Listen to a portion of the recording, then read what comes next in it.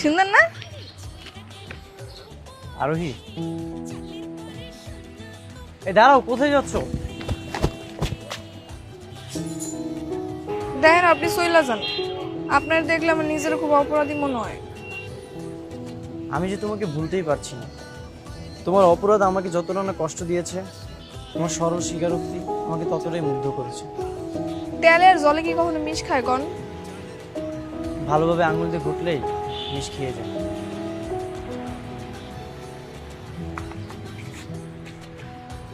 আমি যাইতে চাইতেছি, আপনি খালি বারবার আমার পতাক লাইতেছেন কি লেগা? কারণ আমি যে তোমাকে ভালোবাসি। এটা অসম্ভব। কেন সম্ভব? কারণ আমরা গরিব, আমরা প্রতারক। তুমি তো তোমার অপরাধ স্বীকার করেই নিয়েছো। আর কেউ যদি তার অপরাধ স্বীকার করে নেয়, তাহলে সে আর প্রতারক থাকে না। আর তুমি গরিব তো কি হয়েছে? তোমার কি হাত পা কমে গেছে? যায়নি তো, তাই না? আমি এত কিছু বুঝতে চাই না, আপনি সইলা যান।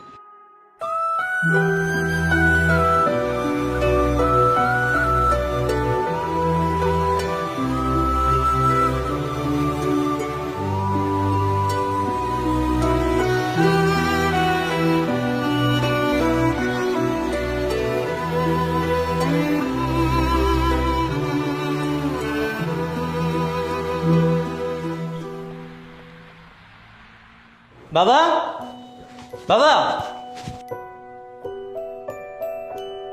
কি বলবি বল। বাবা, ওই মেয়ে তো অপরাধ করেও এখনো ভাব নিচ্ছে। তুই ওই মেয়ের পিছনে ঘুরছিস কেন? কারণ আমি ওকে ভালোবেসে ফেলেছি।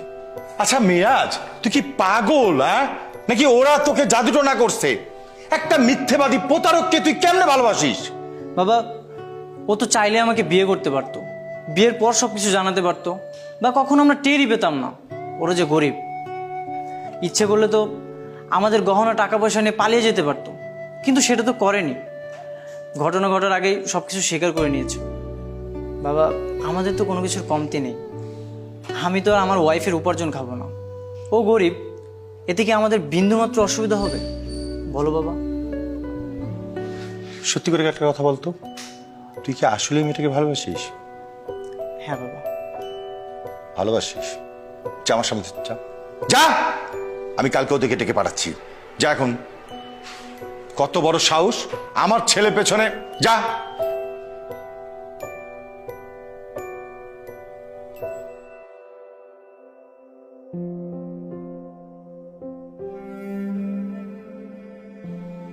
পুলিশে দেয়নি বলে তোমাদের অনেক সাহস বেড়ে গেছে, তাই না? স্যার, আমরা আবার কি অন্যায় করলাম? কি অন্যায় করছো? মহা অন্যায় করছো, যা ক্ষমার অযোগ্য। তোর মেয়ে ভাব নিচ্ছে। আমার মেয়ে ভাব নিচ্ছে মানে?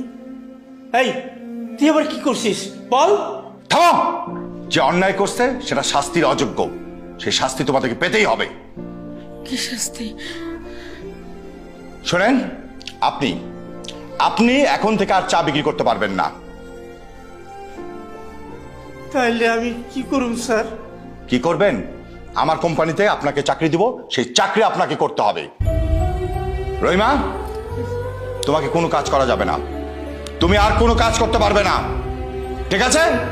আরোহী, তুমি 24 ঘন্টা আমার ছেলের সঙ্গী হিসাবে থাকবা, মানে বউ হিসাবে। এটাই তোমাদের সবার শাস্তি, কঠিন শাস্তি। বোঝা গেছে?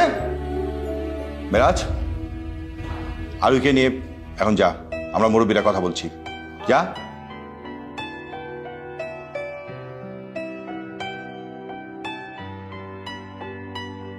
বসো। এখানে এলো। ওখানে বসো।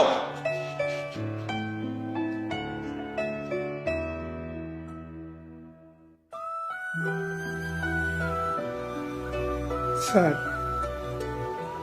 আপনি যা কইতেছেন তা কি সত্যি? হ্যাঁ, সত্যি। উপযুক্ত সময়ে অপরাধ স্বীকার করে আপনারা বড় মনের পরিচয় দিয়েছেন। প্রকৃত অর্থে আমরা কেউ ধনী গরিব না, সবাই আমরা রক্তে মাংসে গড়া একটা মানুষ। এই পৃথিবীতে আল্লাহ এক এক পরিবারে এক একজনকে জন্ম দিয়ে ধনী গরিব বানিয়েছে। আর যদি আল্লাহ আমার জায়গায় আপনাকে, আপনার জায়গায় যদি আমাকে জন্ম দিত, তাহলে কি হতো? আমার কাছে ধনী গরিব কোনো বিষয় না। আমরা প্রত্যেকে এই দুনিয়াতে এসেছি 2 দিনের মেহমান হিসাবে। কথা বোঝা গেছে? আচ্ছা, এখন এক কাজ করেন, সেটা হচ্ছে দুজনে বাসায় যান, গিয়ে বিয়ের ব্যবস্থা করেন। আর চিন্তা করার কিছু নেই, বিয়েতে যা খরচ লাগে সব আমি করব, শুধু আপনারা বিয়ের আয়োজন করেন, ঠিক আছে?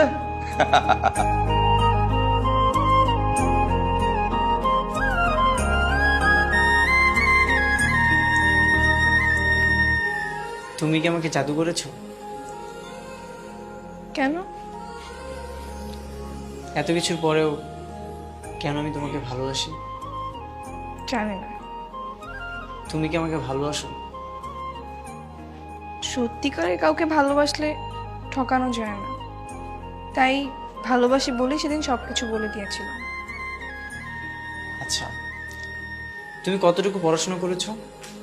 ইন্টারমিডিয়েট। তো ইউনিভার্সিটিতে ভর্তি হবে না? হ্যাঁ। তাহলে আমি তোমাকে নাট্যকলায় ভর্তি করিয়ে দেবো। কেন? কারণ তুমি খুব ভালো অভিনেত্রী।